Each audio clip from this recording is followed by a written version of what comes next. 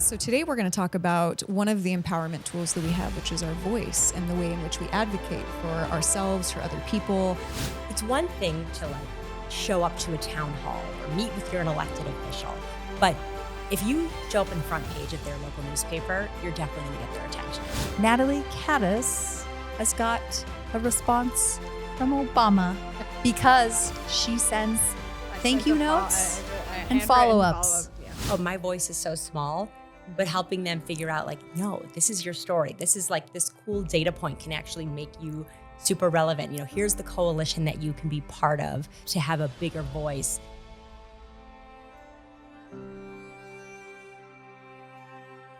Hello, partner. Hello, partner. How you doing? I'm doing awesome. Hello, listeners. You are listening to Heart and Head Work, the podcast by Maven, and I'm Rocky. I'm Tessa. And if you would like to formally refer to me as Rocky Donati, you are welcome to. If you'd like to formally refer to me as Tessa Arneson, don't, because I'm Tessa. You don't want to be Tessa Arneson? No, I don't know. Okay. I like my name, but don't refer. Just say Tessa. I'm now just going to call you Tessa Arneson. Hello, Tessa Arneson. How's it going this morning? How are you feeling, Tessa Arneson? Me too.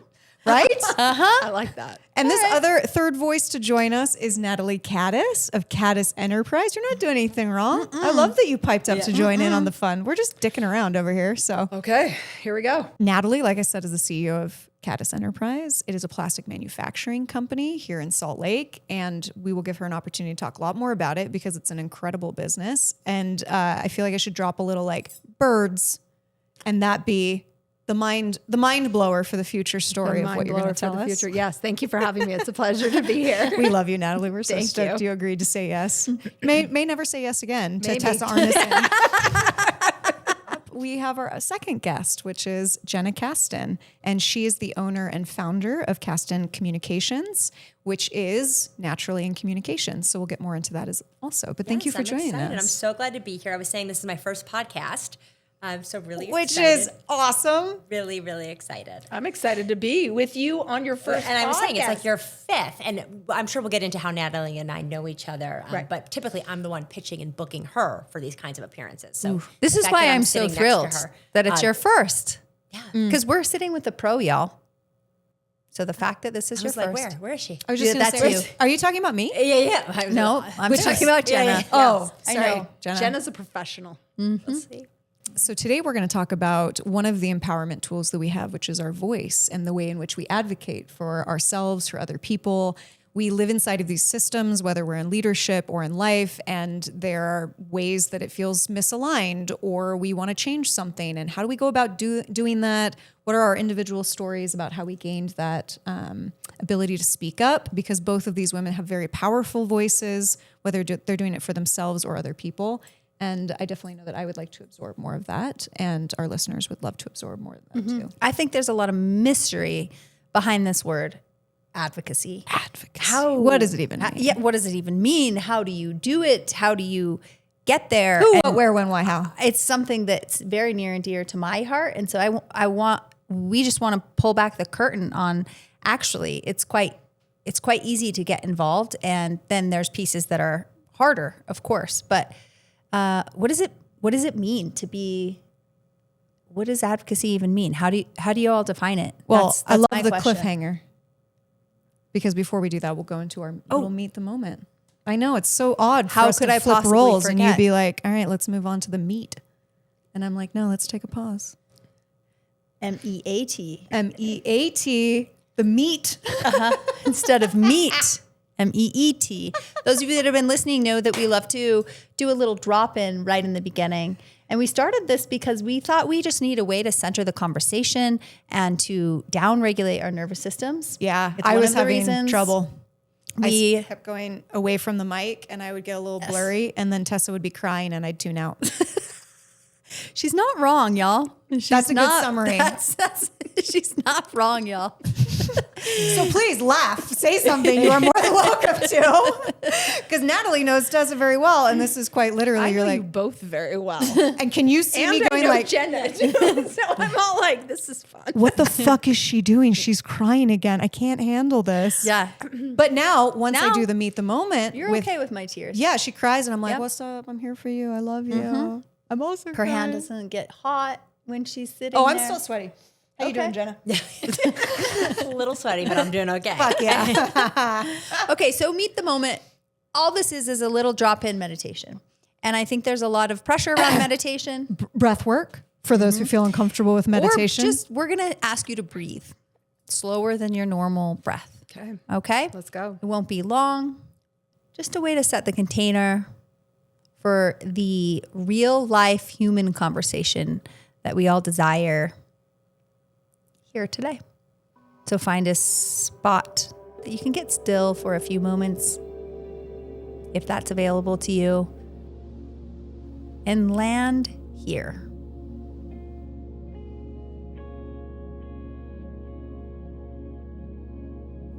Your eyes here can be open or closed.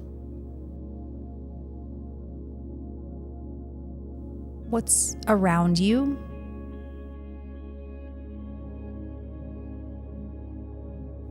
What's holding you?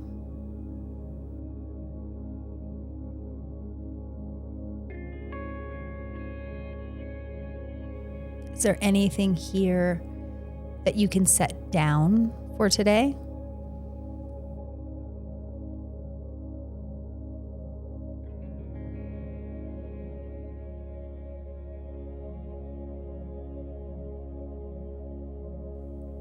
Can you relax into this space and take away some of the holding in your body?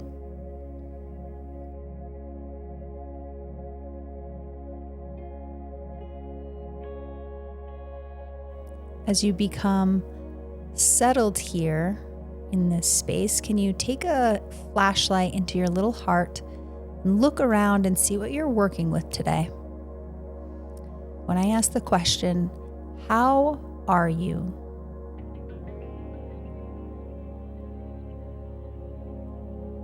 What comes up?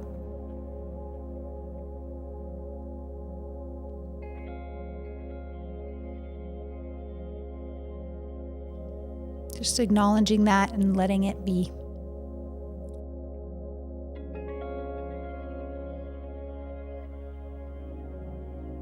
Let's do 3 more breaths here. Make them any length you would like. Bring in some relaxation.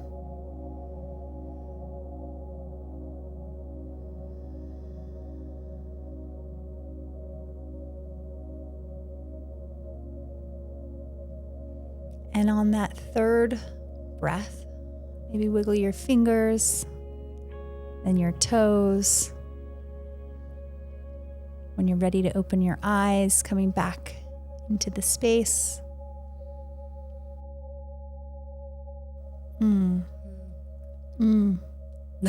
Exactly what I was thinking, Yeah. Rocky. I'm feeling cozy, man. I think we need to get you a show on the Calm app. Her and Matthew You probably McConaughey. know. You She probably could do know that. I somebody could for find there. somebody. I think you probably could. Guess what, listeners? We have our own calm channel. Yes. Sorry to tease someone else's. To No, promote somebody. I'm on calm for Matthew McConaughey. Amen. Fair enough. God, he's so hot. I mean, Calm from Matthew McConaughey. He has a Does he really? Yeah, you sounds want to hear delightful. that? All right, yeah. girl. I do. Don't. Is that what he says? No, but in my dreams, I that's just what do he just like a says to me. 3-minute. I think it's Tamara Yeah. Levitt, maybe. I don't even know if I'm pronouncing it correctly, and it's really nice. But I really liked that. Yeah, thank you. How do you feel? Yeah, how was it? Calming. What are you bringing in today? How are you? I think I want to bring in energy and kind of demystify advocacy a little bit and make this fun and interesting. Did you want like a 1-word intention? No. Okay. You give us whatever you want. Okay. How about that then? I'm not bringing in perfectionism. Oh, that's actually that's the nice. answer I was looking for. Yeah, There you go, baby So I was girl. like, oh, what does she want right now? Does she want 1 word? Does she want a lot of words? And so I'm Look at us all being people pleasers. right. So What do I'm you not want from me? bringing that in. I'm just going to bring in kind of What's here? What's here? That's rad. I get to see Natalie weekly because we work out together a couple doors down from this space and have for 5+ plus years probably. And when we first, she runs a very large company and runs at 100 miles an hour and has a lot of asks from her. She's stretched often. And when, a year in, we knew we were destined for each other, I broached the subject of, it might be nice for you to breathe a little, meditate. No, yeah, you said meditate. the M word. I said, meditate a little for your nervous system to calm down. I mean, a lot of people depend on you. Like, let's figure out a way that you can continue to run at a high speed, but also really take care of yourself when you're not running. Yeah. And she, what'd you say to that? I don't do that. Yeah. No, I think I said no.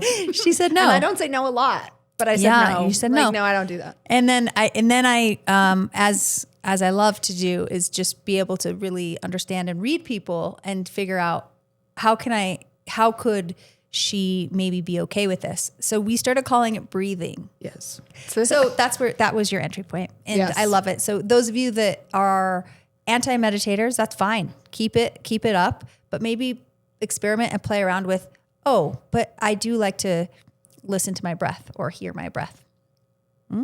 Yeah. And now you're up to 5 minutes. 5 minutes. Yes. A day? A day. Oh, wow. I didn't realize a day. Yeah, a day. That's amazing. Yeah. I have friends that are like, I'm at 35. I'm like, wow, gosh, okay. And it's not a competition, It's but not a competition, you do thrive but I'm in just competition. like- So Yeah, I'm a competitive individual. yes, you are. Yeah. So let's use the tools that we have, that are given which to is us. which ties directly into our subject today of advocacy. And I want to know how you all define it. Go ahead, Jenna. I would say advocacy is speaking up for whatever it is that you feel passionate about and that you feel like you need to speak up for. So in the world that I work in, it's primarily policy, right? I work in the communications side, really helping people amplify their the policies that they're fighting for, whether it's in their businesses, in their personal lives. And so advocacy certainly is through that lens, right? The policy advocacy piece. But as we talked about earlier, it's also advocating for where you want to go for dinner, advocating for your kid in school. So there's all different ways that you can really advocate. Yeah. I think of advocacy in a very similar fashion, but I also think of it as something that I do for somebody else. So I'm always like, how can I help? Interesting. How can I help you? Like, what do you need? How can I help you? How can I help you? How can I help you? And then I don't realize that I'm doing it. It just kind of happens. And that's why you're so successful at That it, is by why the way. she's so successful. But sorry to interrupt you. Well, but- no, I mean, that's how I think through it, because look, we're all advocating for something, whether it's for me personally, but I think about me as being this, I'm not doing it for me, I'm doing it for you. And then I will learn through this, and my name will also be attached to this in some fashion, whether it's my name, it's my company, it's my product, it's my people. That's what I think about. Women are so good at this. It feels so much more comfortable often to do it for someone else than to do it for ourselves. We tend to think of the other people as like, oh, yeah, I'm helping Tessa. Because we don't get trained very much to learn that, like, oh yeah, you can help yourself, too. Yeah. So it's it's a beautiful thing that we do as women, because men tend to be on the opposite side, where they're like, yeah, I'm doing it for me. And if it benefits everybody else, like, that's great too. But women are often in this uncomfortable space, or, more inclined to naturally want to help others.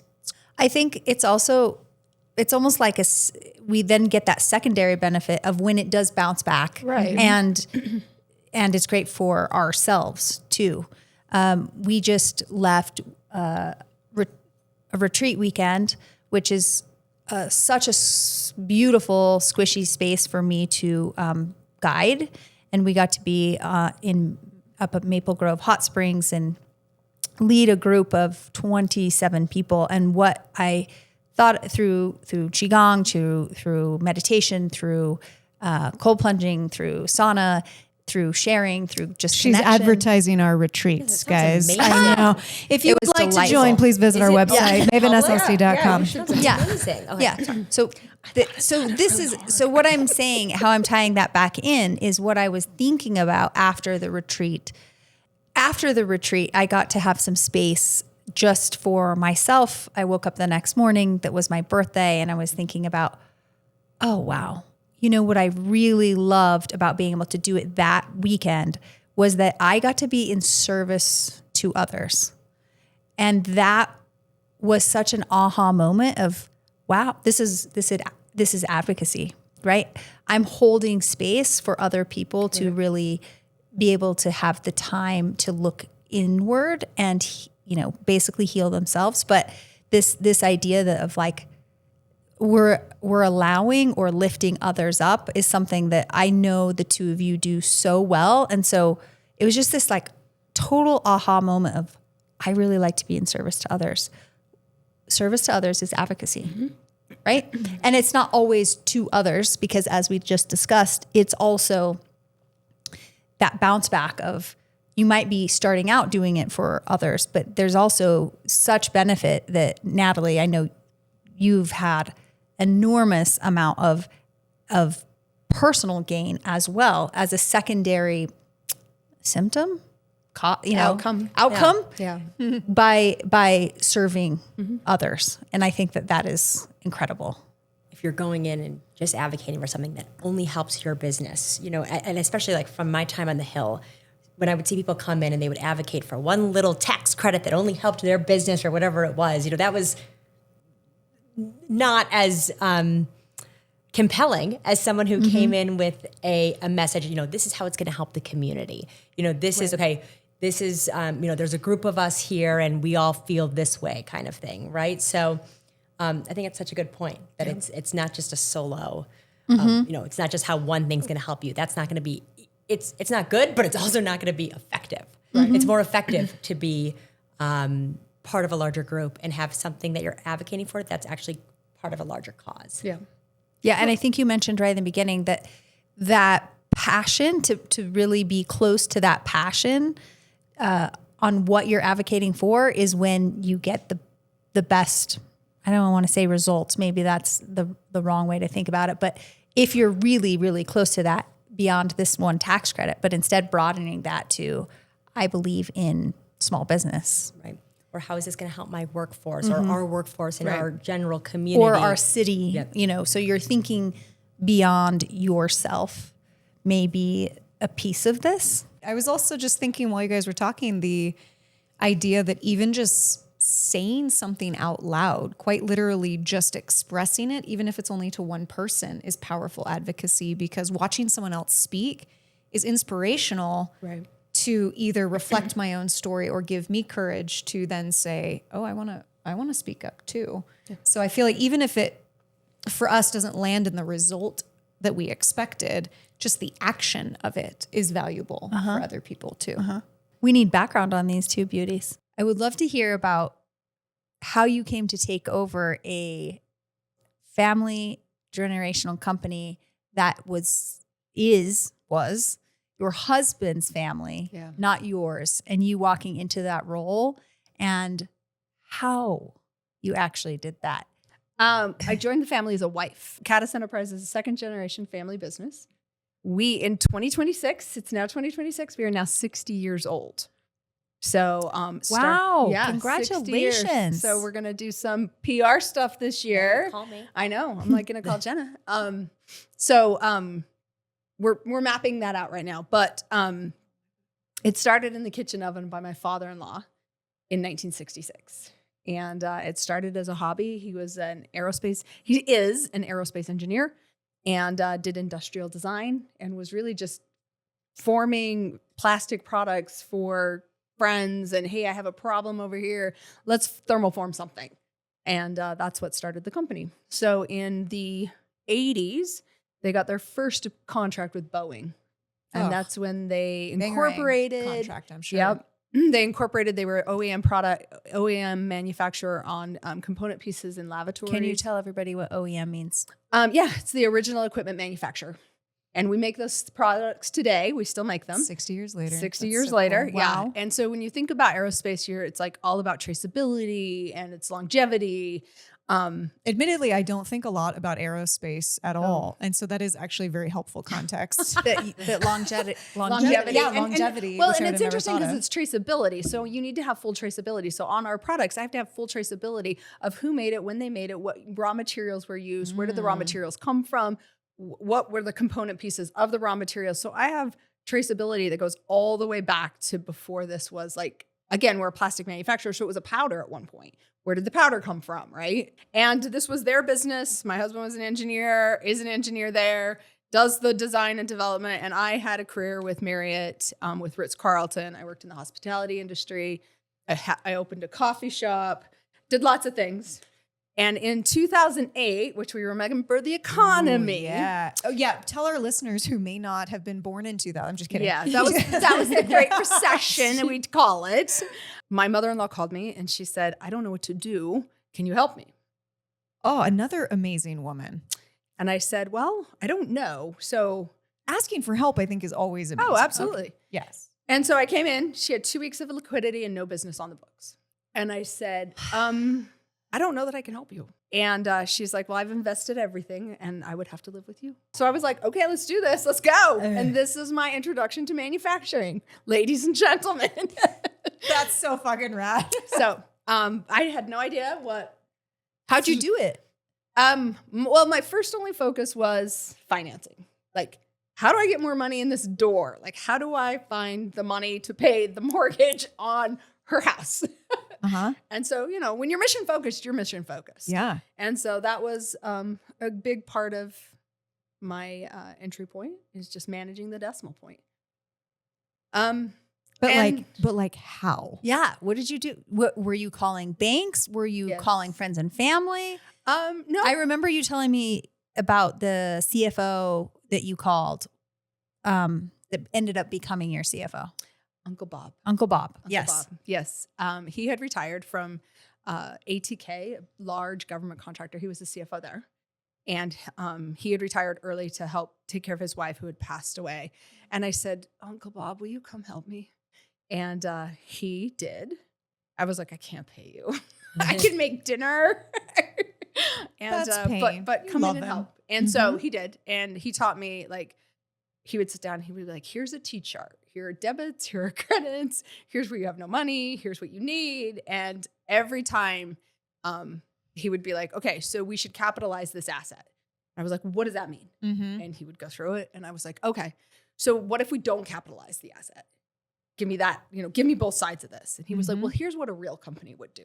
And I was like, we want to be a real company. So let's do that. So Uncle Bob just passed away. Oh. I know. I'm like, meh. But when I saw him a couple weeks ago, I said, so thank you for helping me be a real company. And he just looked at me. He goes, Natalie, you've been a real company all along. I just helped give you some tools. I was like, so that's kind of our joke in the office. And I was like, look at us like a real company. Even that, like him advocating for you to have the opportunity to learn and be able to pass on a skill set to you and then also make a joke about you being a real company. But deep down knowing he's like, she'll figure it out. She'll figure it out. Like the trust. Can we just like fast forward how, since we're in the new year, what was your revenue last year? I don't disclose that. You don't? Nor my weight, so don't ask. Like roundabouts? No, no. Just to give people the scale and so size of your business, we're because almost I think it's pretty fucking We're almost awesome. 35 million with 75 employees and 115,000 square feet of manufacturing space.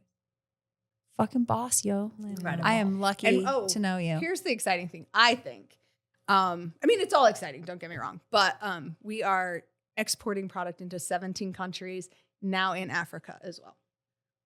So that's what How many continents are you on? God, I don't know my Are you 6 now?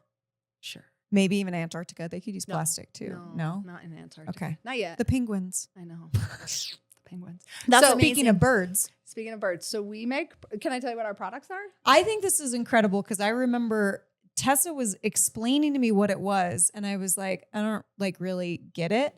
But what I got was the impact of what it did to like just a trajectory for your business, which is cool now more so even because you were a nail tech that had no manufacturing experience, that then had to learn, and you did so much learning that you were able to create an entirely new business department for this without any formal engineering background. Like that to me is leveraging so Or many finance cool- background. Yeah, like I don't know if that's how you want to talk about the birds, but like Well, birds are your passion.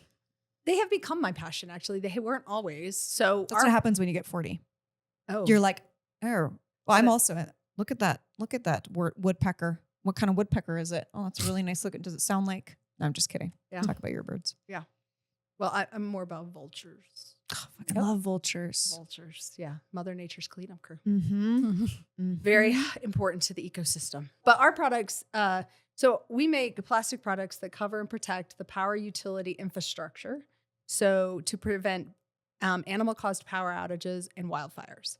What most people don't realize, or 20% of all power outages in the United States alone are caused by animal interaction. And Which the is impact insane. of power outages on the U.S. economy, I actually learned this new statistic recently. So the impact of power outages on the U.S. economy every year are $20 to $30 billion with a man. B. And the highest percentage of that lost, any idea where that comes from? Birds. Visa credit card payments. Oh, dang it. Holy smokes, that's a lot of Amazon, ladies. I'm like, woof. But the impact is so, I mean, when you think about having reliable power, that's what separates what puts Yes. third world countries First separates world. from Totally. first world countries. Yeah, we can lose that. Exactly. And so I'm really proud of what we're doing to impact both the environment as well as sustainable and reliable power. So we've got products in Africa now where they currently have only 42% of reliable power, a 42% Can you just reliability imagine rate. that? Like every other day, your power goes out. Yeah, Every and that's hour- what every it's other like hour, when your you're power traveling goes there. out. You Yeah. know what I mean? It's 50% of the time. That's Yeah, crazy. less than half. So That's insane. yeah. So, but yeah, I mean, communities thrive. They need power. I mean, it generates our lives, literally. Cell phones, all the things that, for us, it's an inconvenience. And in other parts of the world, could be life or death. Mm-hmm. And so I'm really proud of the impact of our products. I'm proud of what we're doing to support the environment. Whether that's squirrels or raccoons or snakes or iguanas or birds that are on power lines, right? When you have overhead power lines, you're going to have animal impact. So that's what we do. How'd you come up with that? Like what? I didn't. I won't take full credit for that. So my father-in-law saw a special on Nova about bald eagles and how they were about to be entered onto the endangered species list. And he was like, and there were two reasons. So it was DDT and electrocution. And he was like, we can solve the electrocution problem. And we'll just make insulated covers that prevent this electrocution. So it was Such a half the simple battle. solution, Yeah, though. it was I mean, like, it's like it's been like, in our it's like a clamshell, face right? for so that long. would go that goes over or it goes over the top of. okay. Yeah. So it depends on what. So now we have, so that was one idea. And now we have over 400 different products for different construction types, whether you're talking about a distribution line, a transmission line, or substation. We have different products for different construction methods. So yeah, so that's what we do. And I'm proud of what we do. And so I've become quite the bird nerd, studying animals and who's climbing and where they're at and different species. And so I actually had a friend send me a video of a bald eagle that was circling above his house. And he was like, look how beautiful this is. And I said, he's hunting. He goes, oh, I should get my cat out in the yard. And I said, well, you should get your phone too, because that'll go viral. But that's such a cool thing to add to your guys' portfolio, because I think a lot of manufacturing, we think of machinery-based things, but we don't think about necessarily that you are now an Protecting nature. advocate to protect the environment in so Right. many ways, and these animals. Right. And like that was all a shift just from a very simple little knob, but I'm assuming it's now a very large part of your Oh, it's company. 98% of our So- business. Yeah. I mean, we're still doing component pieces for aerospace. That's the but like this is service to 98%. others, Yeah. service Yeah. to, Yeah. the greater good. Like that's it in play. Well, and it's interesting because we advocate for the environment, we advocate for the infrastructure, we're advocating for reliable power, right? I mean, data centers, they need 24/7 power. yeah. So you can't have a squirrel go and take the power out, right? We've got products in the Northeast where specifically technically it's called a recloser that was servicing a children's hospital. Well, they would have squirrels come and take the power out like 3 and 4 times a week. Oh my gosh. And the CEO called and he was like, this cannot happen anymore. And so we've developed a product. And since we've installed our products, they have not had a squirrel caused power outage. So Wow. those are the things that I get excited about and that I'm really proud of. Because we love empowered women, that's who we highlight on here. You two clearly are. How did you start doing this for yourself? How did you start advocating for yourself? You cannot, in my humble opinion, you cannot advocate for others until you start advocating for yourself. Can you two talk about that? I was going to say, you talked about on the hill. Yeah. And as we were continuing this, I was like, what's on the hill? Yeah. Like what hill? Tell me more about this hill. Yeah. So I'll go even back further. I started my career at CBS News. I was there for a little under 10 years. I was in Washington and in New York and covered everything from political campaigns to shuttle launches to the newest Taylor Swift album. And it was really probably the most exciting time of my life working at CBS News. I loved it. And in the last few years that I was there, I moved to DC and ran sort of the political booking for the morning show. So it was booking elected officials who would come on and talk to Norah O'Donnell and Gayle King. And I loved it. What's some names to drop, by the way? Let's just not gloss over that. Yeah, I know. they're incredible people. That's another. rad. That's very but anyways, I loved it. But I was sitting there and I would be thinking while I was doing these interviews, but while I was sort of producing these interviews, like, no, you should say this, you should say that, right? Like thinking of what the elected official should be saying. And it was such an interesting time with the changing media landscape. I became really fascinated with how communications directors were thinking about different audiences and different platforms to put their bosses on and where they should put them. And I mean, I would be pitching them, come on CBS, but I'd be like, okay, it makes sense that they're doing the Today Show for this one. Or like, oh, that was so interesting that they, So anyways, I ended up making the jump to go work on Capitol Hill in the Speaker's office at the time as his media director. Wow. Who's him? Speaker Ryan. Ryan. Okay. Give us some dates around Time when period. was your 10 years at CBS? Yes, it was a little under and then 10. Speaker. So I graduated 2010 and I moved over to Speaker Ryan's in 2017. So I guess 7 years at CBS. Okay. And I actually worked there the summer before as an intern at CBS. So let's say 8. And then Speaker Ryan, I started working for him in 2017. And it was really interesting, like helping him communicate the different policies that we were working on, trying to, think about different ways to get his message out. It was a different time. We actually did a podcast in 2017. He went on the Skim podcast. Do you know them? Uh-huh. Early Early adopters. So it was really a really interesting time, and I enjoyed it, and it really helped me kind of like learn the political world. Speaker Ryan left office, and my husband actually got a job out here in Utah. And I remember first when he was like, "Oh, like I'm getting kind of recruited from this firm in Utah." I was like, "Utah?" Everybody says I was like, Utah what? when they hear Utah. Yeah. You're coming from, you said New York. We were coming from And DC. Yeah, And we're both DC. from the Midwest originally, but New York and DC. So yeah, Utah's So just you're foreign. big time at this. I mean, big time city. Big time city. Yeah. So we moved out here and have really fallen in love with it. I mean, it's magical here. I don't have to pitch Utah on this podcast, but it's really, really great. But when we moved out here, I was like, okay, what am I going to do? I ended up working at a PR firm in Salt Lake briefly, which I enjoyed because I kind of learned the like straight PR, client relations piece of it. And then when COVID hit, I realized, I could start my own business. Some of my mentors and people that I had worked with in DC were now going to be interested in hiring me as a consultant because everyone was working from home. I didn't have to be in DC. So I started, picking up clients that way. And have really... How clever that shift to remote actually was a huge benefit. And I don't want to say that I thought about it, that it just sort of happened that way, Okay, right? That like fair all enough. of a sudden, it was like opportunities were coming that maybe they would have thought about somebody who was more traditionally in DC for. I mean, that's the best part about COVID. It opened new possibilities for everybody to imagine. People to think about things differently. So really, I started this business and have had more clients and less clients at different times. But I really see my role as helping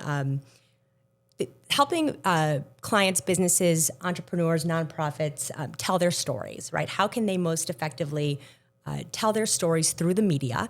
And it's often with that policymaker Washington audience. So to your question earlier about kind of, is it PR that you do? Yes, I would say it's PR.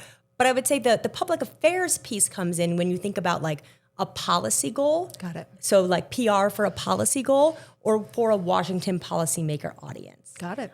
So, it's developing campaigns and media strategies, helping clients figure out like what's the story you can tell, what should you be talking about, what is going to be newsy, helping pitch it, helping prep and prepare people for their interviews, and then helping, get the stories out. I would say my like secret sauce for my business has been that I worked on the other side. So I worked at CBS, so I know what these newsrooms, producers, reporters What they're are looking for. Yeah. Like I know like what the next question is going to be. When I've staffed an interview with you, Natalie, which I know we'll get into, I'm like sitting there like, okay, now they're going to ask this, now they're going to ask that. I know exactly what's coming because I was on that other side. Yeah. So I'm able to really help package up a story that I know the journalists are going to write about. And I find it really exciting to be able to help people tell their stories, whether it's businesses. I mean, I'm sure we'll get into kind of how we all know each other, but You're basically a psychic. No. Yeah, you're like literally able to read someone's mind on the other side that is interviewing your client and going like, This is what they need. This is where they should go I next. just know, I'm really like, when I watch something, I'm like, that's the headline. Like that's what's coming next. Like, I don't have like many gifts in life. There isn't much that I can do with this skill, but that is my one thing. Well, I'm glad you landed where in your secret sauce. he's doing very well. Like, that sounds pretty amazing. As a personal brand or a small brand, how do people, or even just someone that's a community member that's like fighting for something they believe in, how do people get some of that? How would you tell them to access or leverage some of those resources that are out there? Sure. Well, first thing I would say, if you look and you find a reporter who's covered something kind of similarly, right? So somebody who's covered something that you have like a newer perspective on, that would be a good first place to start. Reach out to that reporter, say, I saw you covered this. Here's sort of my update on it. Here's what I can bring to the table that would be interesting, kind of going in that way. Definitely if there's some sort of news peg that you can include, something to make it feel newsy, whether it's like Women's Month or some sort of bill that's going to be passed, certainly those would be good things to emphasize. I think that, you forget that some of these local reporters, yes, they get a lot of emails, but they also have to write a lot of stories. And they also are pretty like short-staffed these days. So if you can spoon feed something, like even put something in a press release with the quotes already in there, with the headline already like kind of put together, that may be a good strategy. I would say also, it's hard because you're kind of just saying, generally, but if there's a way to make whatever it is you're trying to pitch visual or like an event, like I was kind of brainstorming some ideas for Maven. Oh, thanks. Yeah, which I don't know if you already, do tell. But like, for example, if something that you were wanting to advocate for was paid leave, let's say, instead of, just Tessa, not just Tessa, but, just one person like going to advocate, like what if you did like put together sort of like an event around Women's Small Business Month, right? You are in Salt Lake City, the leaders helping women's businesses thrive, right? That's sort of your brand. You would say it better, but, and so what if you put together sort of like a little paid leave, like press conference, right? Or media availability that you send out to the local news. We're going to have our business owners here talk about why, being a small business owner, it's so hard to have paid leave. So make it a little press avail. Maybe you invite an elected official who would be a champion to come speak. Maybe there's somebody local who's like a big name or like an athlete or someone who you could come in and kind of create like a little event. And it really wouldn't take much money, much time. And I guess my idea here is like, you're manufacturing something and making it news. Yeah, that's what I wanted to take away from this. Yeah, like, you know what I mean? So instead of just being like, we think paid leave is important, like you're creating an event like the Maven Paid Leave Summit. Yeah. By the way, I don't even know if that's something you're advocating for. I do love the word summit. We would love to have a summit. Yeah.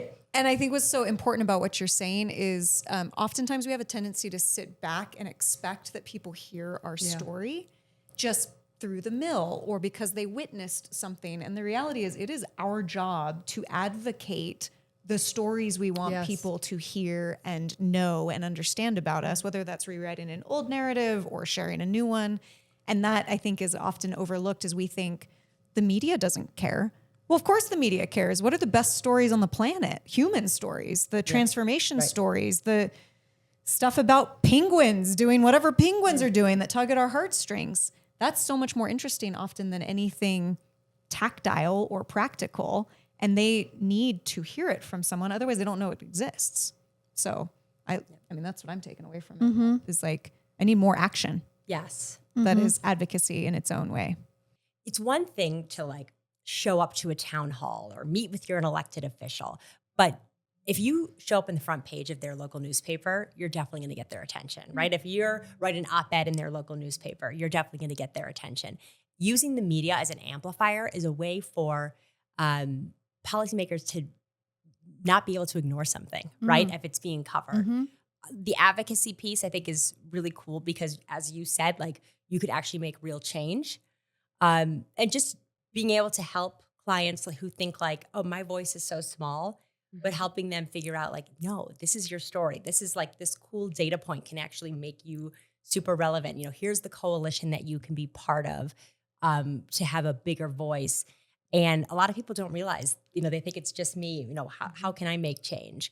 But I think there are so many ways, especially through using the media to tell your story, you can get in front of powerful people and actually make real change. Can I ask, like, how did you do that? Because you've opened so many doors for your clients, but to get those doors to open, there's something Jenna has that makes the other person on the side of the door go, yeah, come on in. How'd you do that? What's your superpower there? I mean, I would say in part, like there are certain reporters with who, you know, some of my clients would have relevant stories for that. You know, I read every story that they write, right? So I'm following up with them like, oh, I saw you wrote on this. Like, I actually have a really interesting perspective. Oh, you're writing on manufacturing. You should talk to Natalie Caddis about X, Y, and Z and hear what they're doing. That's so right? cool. You're interested in what they're doing. So I follow them and I keep the relationships going. Natalie, tell me about, because I have such a front row seat to your impact that you make through your advocacy work. But where did it start for you advocating for yourself? I think that I enjoy connecting with people. I enjoy understanding, you know, what is it you need? How do I know somebody? Can I connect you to somebody? I mean, I think that I enjoy doing that. And so kind of hearing other people's stories and being able to say, hey, I know somebody in communications. Maybe you should know Jenna, right? And it's, to me, that's simple. Natural connector. Yeah, it's you know, I don't like to think of myself as a natural connector. You don't think what? But I think I do it. Do you know yourself? I guess not.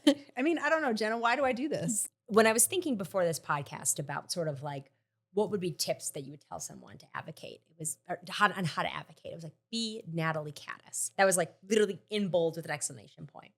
And what I will say about Natalie Caddis is she shows up to everything. There is not a event in this town that I have gone to on either side of the aisle that Natalie is not at. I think that like your just ability to just show up has made you like, it's not like you, when you finally needed something, showed up to the town hall and said like, hi, here's our problem. Like you were just showing up and offering to be helpful and having senators visit your business and helping them with certain things. And then when it came time where you were advocating on an issue like the R&D tax credit, you already had a relationship. Yeah. That's true. With staff, maybe with the lawmakers themselves. So that to me is such an important thing. And I don't know that it's your why, but you're really good at it. Well, and something you said earlier, is that you aren't just advocating for yourself always, right? So that's what has made you so powerful at this. Yes. Because you have a track record of, you know, bringing in other people. So then when it does come time for something that you need, Right. you know, as you said, the relationship's already there. Yeah. Sorry. No, thank you. Yeah. And you know, I always look at every opportunity as I'm going to learn something. I'm going to learn something. I'm going to walk in, I'm going to learn something. And who am I going to meet? Who am I going to learn? You know, and then I take note of it. And so I walk away and I'm like, oh my God, I learned. And I don't do a gratitude journal, but I do write down what I learned. I was at this event and I learned this. And I was at this event and I learned this. Whether it's a person. That's so on brand for you. I know, we won't call it a gratitude journal. We'll just call it writing in a notebook. Yeah, I don't do that. I write down what I learned. I know, but that's so That's so Yeah. perfect for you. Everything I is. know about you, I think I like that's to learn. awesome. I'm a learner. You are. I am a lifelong learner. So, yeah. And then as soon as there's something that I don't know, I lean in. I'm like, okay, how are vultures causing power outages in Africa? I need to know. It's really cool that you guys are all incredible. Find another connector. connectors. So for the people who are not, go tell your story to one of these types of people, because they're going to be the ones shooting it, like shouting it from the rooftops and just being like, oh my gosh, you must meet this person, and this person. And there's so much power in that if you feel not empowered to take that initial step to open the door. I also think thinking about what are the tangible steps to doing this. I'm thinking about identifying the people in the room that are interesting to you. Yeah. So finding and then having a little bit of bravery to just walk right up and be bold and say, I loved what you said about whatever. So I'd identify the people in the room, find your connector, and then something you do really, really, really well. Jenna, so do you, because I always hear from you after an event. Natalie Caddis has got a response from Obama because she sends thank you notes and follow-ups. Yeah. It's her thing. I'm sorry, say it. What is Yep. it? I do a handwritten thank To you. Obama. Yeah. Well, I met him. Yes. Where? I had dinner with him and Chancellor Merkel in Germany Recently? Or? while he was president.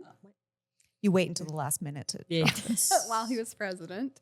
It was a remarkable experience. So what I didn't know at the time was he was wanting to recognize a small business that was exporting.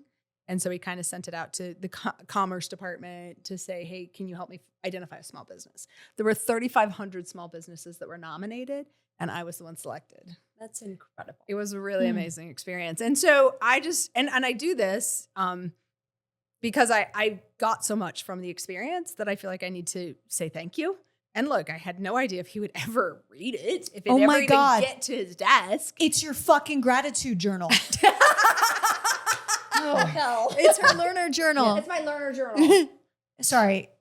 It's So I your- said thank you. And that's gratitude. You're right. So I did. I said thank you. So oh my God. And then what did you get back? I got an email. And it was nice to meet From you. Obama. Uh-huh. I fist bumped that dude off Air Force One, and I thought that was sick, but I don't have his Wait. signature What was the email? telling me address? thank you. It was, what was the email address?